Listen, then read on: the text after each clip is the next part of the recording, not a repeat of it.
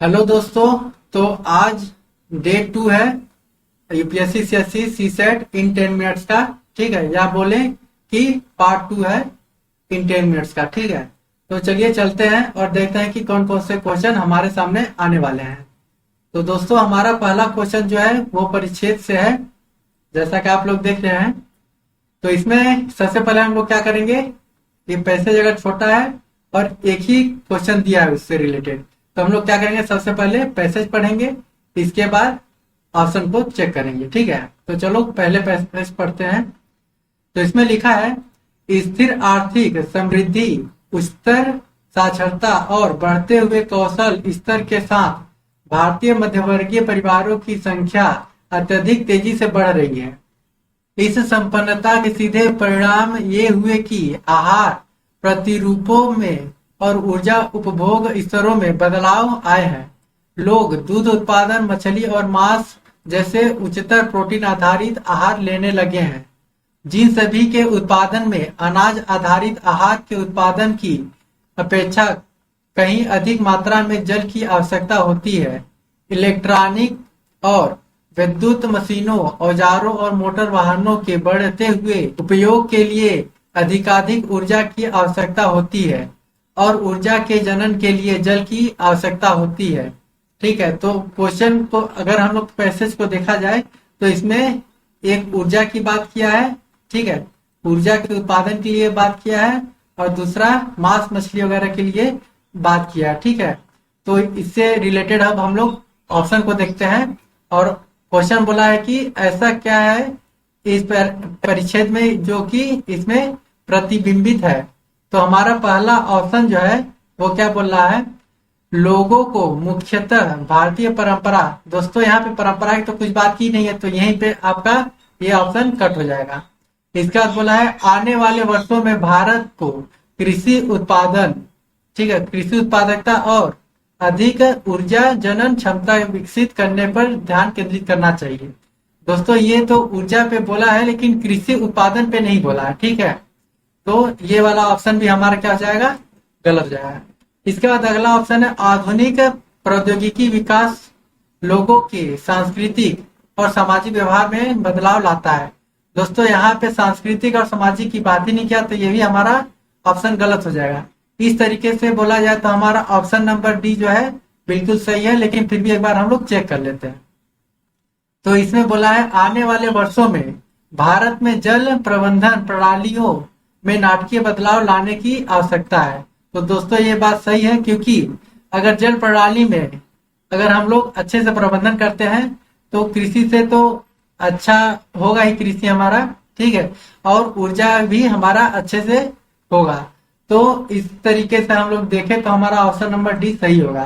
तो आपको परिच्छेद अगर आए या करे तो क्या करना है, अगर परिच्छेद छोटा हो तो सबसे पहले ये परिच्छेद को पढ़ना है, फिर ऑप्शन को चेक करना है। अगर हमारा परिच्छेद बड़ा है तो सबसे पहले हम लोग को क्या करना है, ऑप्शन को पढ़ लेना है, फिर उससे रिलेटेड परिच्छेद को पढ़ना है। ठीक है, तो चलिए अब अगले क्वेश्चन की तरफ चलते हैं।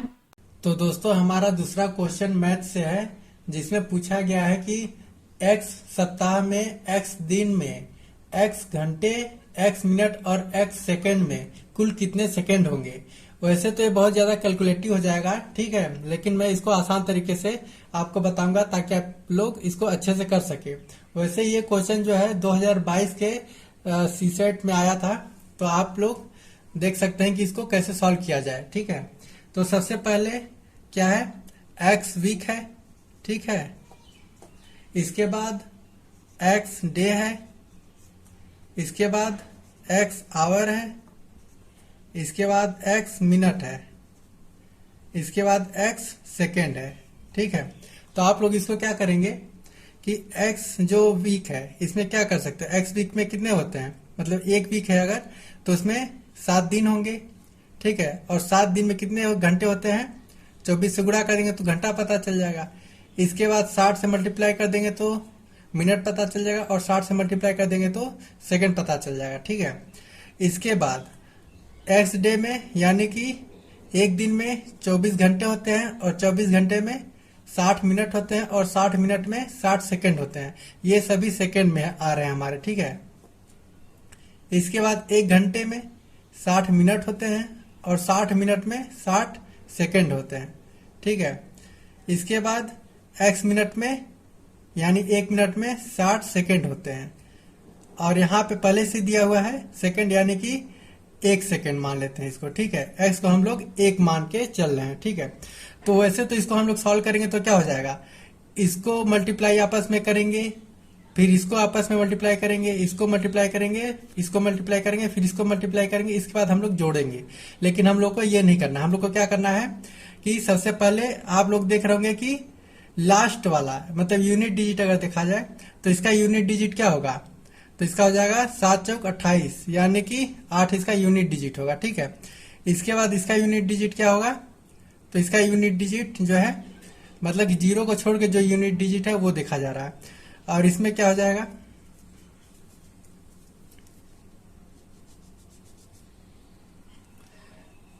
तो अब हम लोग देखते हैं कि इसका यूनिट डिजिट क्या है, ठीक है। तो इसका यूनिट डिजिट जो होगा 0 होगा, इसका यूनिट डिजिट क्या है, इसका भी 0 ही होगा, इसका भी 0 ही होगा, इसका भी 0 ही होगा, और यहाँ पे 1 हो जाएगा, ठीक है। तो हमारा अगर सबको जोड़ दिया जाए तो यूनिट डिजिट में क्या आएगा, 1 आएगा।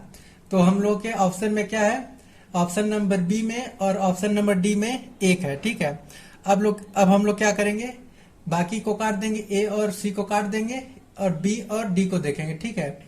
तो सबसे पहले हम लोग इसको चेक करते हैं, ठीक है। ये वाला हम लोग चेक करते हैं, तो इसमें क्या आ जाएगा, 60 इंटू 60 करेंगे तो क्या हो जाएगा, 3600 होगा, ठीक है, 3600। और फिर इसी का 3600 का गुणा 24 में करेंगे, ठीक है। तो इसका क्या हो जाएगा, अगर इसको सिंपली हम लोग 25 भी मान ले, ठीक है, तो डबल 0 तो पहले से ही है, और इसको करेंगे तो 25 छक्का 150, 0 आ गया। इसके बाद 25 या 75 और 15 80 90 हो जाएगा, ठीक है। तो 90,000 तो ऐसे ही हो गया, जबकि ऑप्शन बी में हमारा 11,000 ही दिया है, यानी कि ये वाला तो होगा नहीं, तो इससे ज्यादा वाला होगा हमारा आंसर। तो ऑप्शन नंबर डी जो है हमारा आंसर हो जाएगा, ठीक है। क्योंकि ये 90,000 से जब हम लोग केवल ये वाला ही डेज का देख रहे हैं तो ही हमारा 90,000 सेकेंड आ जा रहा है, तो उससे ज्यादा ही आएगा 1 वीक का। तो हमारा आंसर क्या हो जाएगा, ऑप्शन नंबर डी। अब चलिए चलते हैं अगले क्वेश्चन की तरफ। तो अगला क्वेश्चन है हमारा जिसमें बोला गया है, मतलब कि इसमें रिलेशनशिप से रिलेटेड क्वेश्चन है। तो इसमें बोला है P Q R S T और यू एक परिवार के 6 सदस्य हैं। क्यू का पिता, अब यहां से हम लोग सॉल्व करना शुरू करते हैं। तो बोला क्या है, क्यू का या की पति या पत्नी आर है, ठीक है ना। क्यू का पति या पत्नी आर है, ठीक है। पति या पत्नी होगा तो इसको बराबर से देखेंगे, और अगर फीमेल हुई तो माइनस, और अगर मेल हुई तो प्लस से हम लोग दिखाएंगे, ठीक है ना।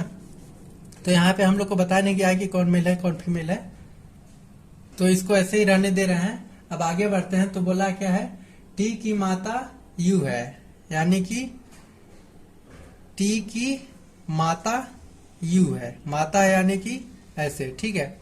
इसके बाद क्या है, इसके बाद बोला है यू की पुत्री एस है, यू जो है उसकी पुत्री एस है, ठीक है। इसके बाद बोला है टी की पुत्री, पी की पुत्री टी है, ठीक है। तो पी की पुत्री यानी कि यहाँ पे पी होगा, ठीक है। तो पी की पुत्री और पुत्री है ये, यानी टी हो गया, ठीक है। इसके बाद बोला है आर का पुत्र पी है, आर यहाँ पे है, आर का पुत्र पी है, ठीक है। तो इसको हम लोग क्या कर सकते हैं, आर का पुत्र पी है, यानी पुत्र है, यानी कि ये होगा। और यहाँ पे क्या था रिलेशन हमारा, क्यू का था, ठीक है। तो हमारा ये बन चुका है। अब इसमें बोला है कि परिवार में 2 दंपत्ति हैं, यानी 2 शादीशुदा हैं। तो आप लोग यहाँ पे देख रहे होंगे कि परिवार में 2 शादीशुदा हैं। इसमें पूछा है कि क्या इसमें कौन सा सही है, ठीक है। तो पहला ऑप्शन है टी का दादा या नाना क्यू है। तो टी का दादा या नाना, ये हम लोग नहीं बोल सकते कि ये नाना है या दादा है या दादी है या है, मतलब कि इसका हम लोग जेंडर नहीं बता सकते, इसलिए ये हमारा ऑप्शन गलत हो जाएगा। अब ऑप्शन बी है टी की दादी या नानी क्यू है। तो ये भी हम लोग नहीं बोल सकते क्योंकि फिक्स नहीं है कि जेंडर इसका क्या है, इसलिए न दादा होगा न दादी होगी और न नाना होगा न नानी होगी, ठीक है, क्योंकि कंफर्म नहीं हम लोग को पता। इसके बाद बोला है पी की माता आर है, तो पी की माता आर है। अब इसमें भी हम लोग कैसे बोल सकते हैं कि ये मेल है या फीमेल है, क्योंकि क्वेश्चन में तो दिया नहीं है। इसके बाद अगला मतलब कि सी वाला अब हमारा गलत हो गया। अब चेक करना चाहो तो चेक कर सकते हो डी को, वरना 3 हमारा गलत है तो ऑटोमेटिकली हमारा डी आंसर हो जाएगा, ठीक है। तो डी बोल रहा है क्यू की प्रपोत्री या दोहित्री, यानी कि पुत्री ही समझ लीजिए। तो क्यू अगर मेल हो या फीमेल हो, इसका पुत्री तो जो है टी होगी ही ना, तो हमारा इस तरीके से आंसर डी हो जाएगा सही। अब हमारा अगला क्वेश्चन है जिसमें बोला है कि 2 मित्र एक्स और वाई दौड़ना शुरू करते हैं, ठीक है। किस साइड से दौड़ना शुरू करते हैं अगर नहीं पता है तो आप डायरेक्ट इस डायरेक्शन में दौड़ाना शुरू कीजिएगा, ठीक है। इसके बाद बोला है वे दोनों 50 मीटर तक एक ही दिशा में दौड़ते हैं, ठीक है। 50 मीटर तक एक ही दिशा में दौड़ते हैं एक्स और वाई दोनों, ठीक है। इसके बाद बोला है एक्स दाहिनी ओर मुड़ जाता है, यानी कि इस तरफ से एक्स दाहिनी ओर मुड़ गया, एक्स इधर है और कितना चला है 60 मीटर, ठीक है। और वाई जो है 40 मीटर बाएं मुड़ गया है, ठीक है। तो 40 मीटर वाई मुड़ गया इधर, ठीक है। इसके बाद बोला है एक्स बाएं मुड़कर 50 मीटर तक दौड़ता है, यानी कि बाएं मुड़ेगा तो इधर जाएगा और 50 मीटर तक जाएगा, ठीक है।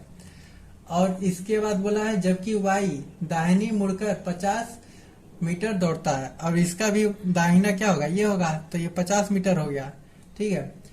इसके बाद बोला है अब दोनों मित्र एक दूसरे से कितनी दूरी पर हैं, तो यहाँ पे आप लोग देख रहे होंगे ये 40 है और ये 60 है, यानी कि 40 प्लस 60 करेंगे तो हमारा आ जाएगा 100 मीटर, यही हमारा आंसर हो जाएगा, यानी कि ऑप्शन नंबर ए हमारा आंसर होगा। तो दोस्तों हमारा अगला क्वेश्चन है 2 के पावर 40, 3 के पावर 21, 4 के पावर 18 और 8 के पावर 12 में सबसे छोटा कौन सा है। तो दोस्तों इसको अगर सभी पावर को खोलते जाएंगे तो काफी लंबा हो जाएगा, तो इसको हम लोग शॉर्ट में ही काटने पीटने की काम करके इसको अच्छे से सॉल्व कर लेंगे। तो इसमें क्या करेंगे हम लोग, 2 के पावर 40 है, ठीक है। तो हम लोग सबसे पहले क्या करते हैं, सबको ये तो 2 में है ही, इसको भी 2 में और इसको भी 2 में कन्वर्ट करते हैं। कैसे करेंगे, ये 2 के पावर 40 है तो वही रहने देते हैं, 3 के पावर 21 है तो इसको भी वही रहने दे रहे हैं, और इसको 2 के पावर करेंगे तो क्या हो जाएगा, 4 को करते हैं 2 के पावर 2 तो 4 आता है, तो इसका एक्स्ट्रा कर देंगे हम लोग, ठीक है। तो इसका हमारा क्या हो जाएगा 36 हो जाएगा, 18 दूना 36। इसके बाद इसको करेंगे तो 2 के पावर क्या हो जाएगा, 2 के पावर 3 होगा, 8 होता है, ठीक है। 2 के पावर 3 8 होता है, तो 3 से मल्टीप्लाई कर देंगे तो क्या हो जाएगा 12 3 36। अब आप लोग देख रहे होंगे कि ये 36 है 2 के पावर, ये भी 2 के पावर 36 है और ये 2 के पावर 40 है, यानी कि इससे तो ये दोनों छोटे ही हैं, तो इसको हम लोग काट दे रहे हैं, ठीक है, कि ये सबसे छोटा तो नहीं होगा। अब ये दोनों तो बराबर ही हैं, ठीक है, दोनों बराबर हैं तो कोई भी इनमें से हट सकता है, ठीक है। तो हम लोग एक को ही बस लेके सिलेक्ट करते हैं, ठीक है।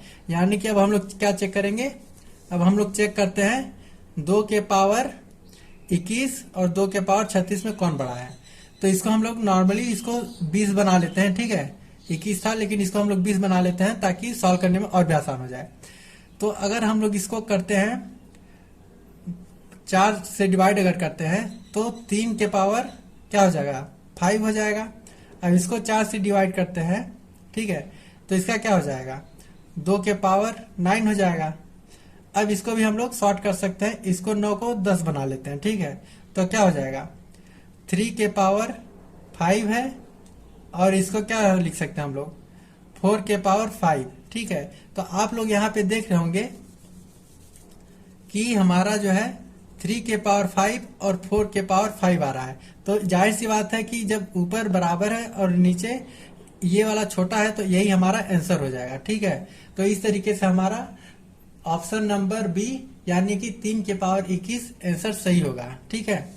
तो दोस्तों इसी पे आधारित मैं आपको एक क्वेश्चन दे रहा हूं, आप उसको सॉल्व करिएगा, ठीक है।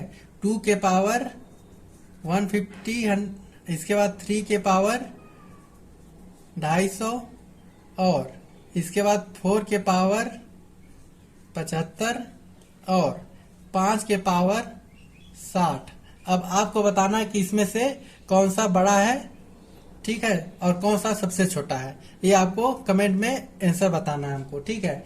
तो दोस्तों आई होप कि आपको आज का वीडियो अच्छा लगा होगा। अगर अच्छा लगा है तो वीडियो को लाइक कर दीजिएगा और इसी तरीके का और भी वीडियोज देखने के लिए चैनल को सब्सक्राइब कर लीजिएगा। मिलते हैं इसी तरह के और भी वीडियोज में, तब तक के लिए जय हिंद जय भारत।